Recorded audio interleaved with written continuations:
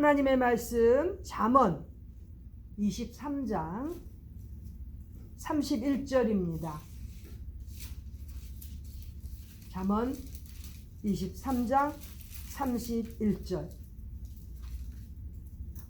하나님의 말씀입니다. 잠언에 기록된 지혜의 말씀 우리가 잘 배우고 또 나가서 전하는 가르치는 그러한 주의 종들이 되기를 바랍니다. 다 같이 읽겠습니다. 시작. 포도주는 붉고 잔에서 번쩍이며 순하게 내려가나니 너는 그것을 보지도 말지어다. 아멘.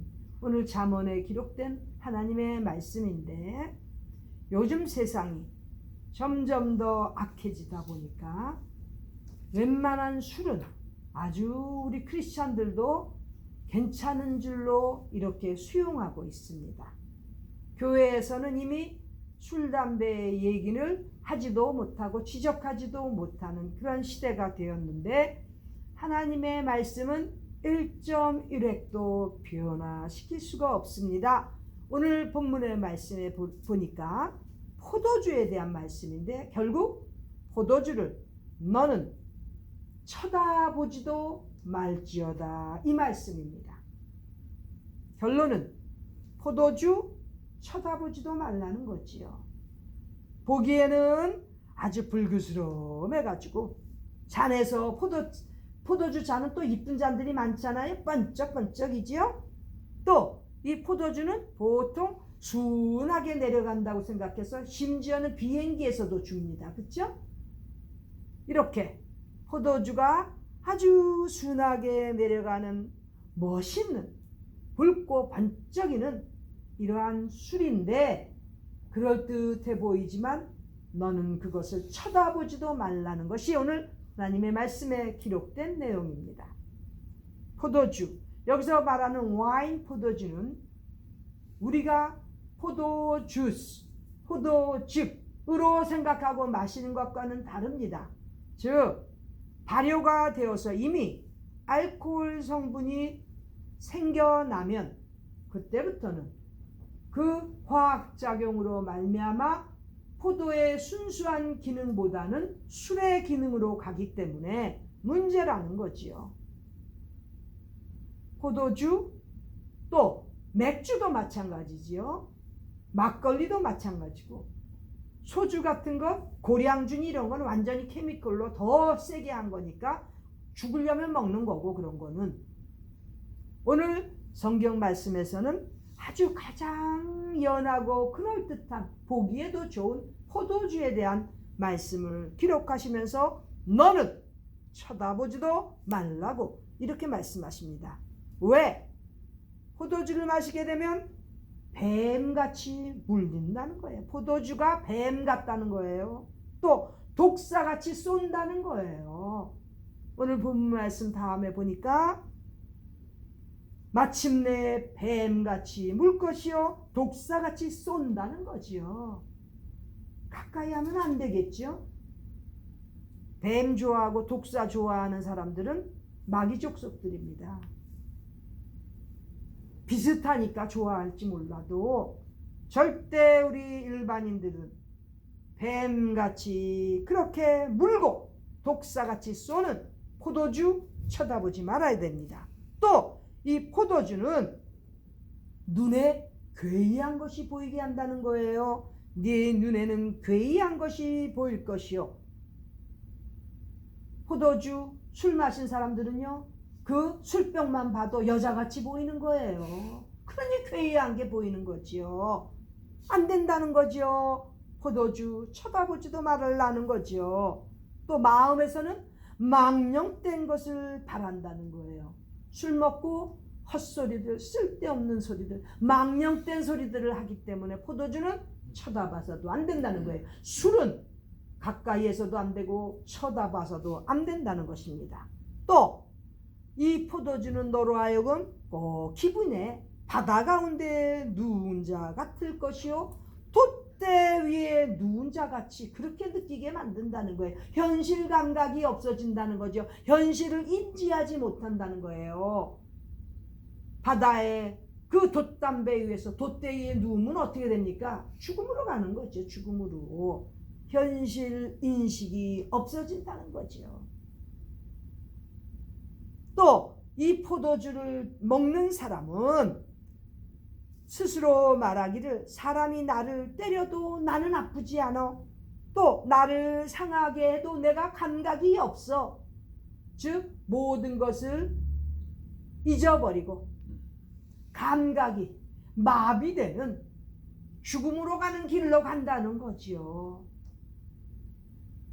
이 포도주 정도도 이 정도인데 소주나 더 센 그런 술들은 어떻겠습니까?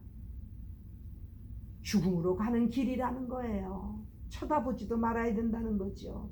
더 슬픈 것은 이 포도주나 술을 먹게 되면 내가 언제나 깰까? 다시 술을 찾겠다. 이렇게 사람이 변한다는 거지요. 돌아버리는 거지요. 언제 깨지? 깨면 또다시 술을 찾아야지. 이 짓 한다는 거지요. 얼마나 비참합니까? 즉 습관성으로 끊기가 어렵기 때문에 포도주는 아예 쳐다보지도 말고 술은 아예 쳐다보지도 말고 그렇게 정신 차리고 살을 나는 것이 오늘 본문의 말씀에서 주시는 것입니다. 아무리 사람들이 이런저런 얘기를 다 해도 이것은 제 말씀이 아니고 하나님의 말씀입니다. 하나님께서 이렇게 기록하신 것은 말세로 가면 갈수록 술에 대해서 무감각해지는 이러한 불신자들뿐만 아니라 신자들까지도 정신 차리라고 하나님께서 주시는 말씀이신 것입니다. 절대로 술은 쳐다보지도 말라고 이렇게 기록했습니다. 이런 악영향을 주는 죽음의 길로 가는 이러한 술을 굳이 쳐다보고 가까이 할 필요가 절대 없지요. 제대로 된 사람들이라면. 더 나아가서 오늘 본문의 31절 위에 절에 보면 이렇게 술을 구하고 가까이 하는 사람한테는 재앙이 온다고 되어 있습니다. 재앙이 누이게 갈 것 같으냐? 바로 술을 구하는 자, 술 가까이 하는 자, 즐겨하는 자, 재앙이 간다는 거예요. 재앙. 술로 인해서 망한 집들이 얼마나 많습니까? 그쵸? 술 때문에 이혼하고 술 때문에 자식들 두들겨 패고 마누라 두들겨 패는 그러한 재앙들 얼마나 많이 생깁니까? 아주 웬만한 건 신문에 나지도 않아요. 너무 보편화돼서. 술은 재앙을 가져오기 때문에 정신 차리고 멀리해야 되고 쳐다보지도 말아야 되는 것이지요. 또 우리 신앙인들은 심지어 오늘 잠언 23장 20절에 보니까 술을 즐기는 자, 술을 가까이 하는 자는 더불어 사귀지도 말라고 되어 있습니다. 우리 크리스찬들이 술, 담배 그 정도는 봐줘야지 이따위 소리하는 사람들 더불어 사귀지 마세요. 하나님의 말씀을 흐리는 것이고 하나님의 말씀의 본질을 타락시켜가는 그러한 아주 못된 그러한 교인이 될 수가 있기 때문에 더불어 사귀지 말라는 거죠. 말씀은 말씀 그대로 100% 하나님의 말씀으로 받아들이고 순종해야지 맨 머리 굴려가지고 지가 나름대로 이론을 세워서 웬만하면 봐주고 하는 짓 하면 결국 같이 파멸로 가는 거예요. 술을 즐기는 자, 가까이 하는 자 더불어 사귀지 말라고 이렇게 잠언 23장 20절에 기록되어 있는 것입니다. 한국 예전에 오래된 말에 보면 모진 놈 곁에 가지 말라고 되어 있습니다. 모진 놈 곁에 가면 같이 벼락 맞는다는 말이 있습니다. 그렇죠? 옛날 우리 어른들이 그러지 않습니까? 그래서 그런 모질과 못된 것들 이렇게 안내해줘도 듣지 않는 것들 같이 있지 말라는 거예요. 벼락 맞는다는 거예요. 술도 마찬가지입니다. 권했지만 아주 나름대로 이리저리 떠들어대고 어떻게 해서든지 술을 찾는 그러한 자들은 더불어 사귀면 안 됩니다. 왜? 재앙이 가까이 오기 때문인 것입니다. 같이 재앙을 만나고 싶지 않으면 더불어 사귀지 말아야 되는 것입니다. 이런 말씀이 교회에서 선포되고 교회 직분자들이 명심하게끔 해야 되는데 요즘 교회가 그저 먹고 놀기 바쁘니까 이런 것은 싹 감춰두고 안전하잖아요.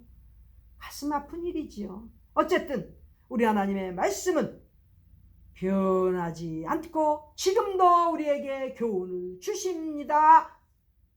포도주 쳐다보지도 말고 가까이 하지도 말고 심지어는 포도주, 술 즐기는 사람들 더불어 사귀지도 말라는 것이 오늘 말씀에서 가르쳐 주신 교훈인데 우리 모두만 순종하고 인지할 뿐만 아니라 나가서도 다른 사람들에게도 설명하고 가르치고 하나님의 말씀이 이런 내용이 있다고 외칠 수 있는 우리 모두가 되시기를 간절히 바랍니다. 기도드리겠습니다. 하나님 우리 아버지, 이 귀하신 말씀을 통해서 우리가 어떻게 살아야 될지 가르쳐 주시니 감사를 드립니다.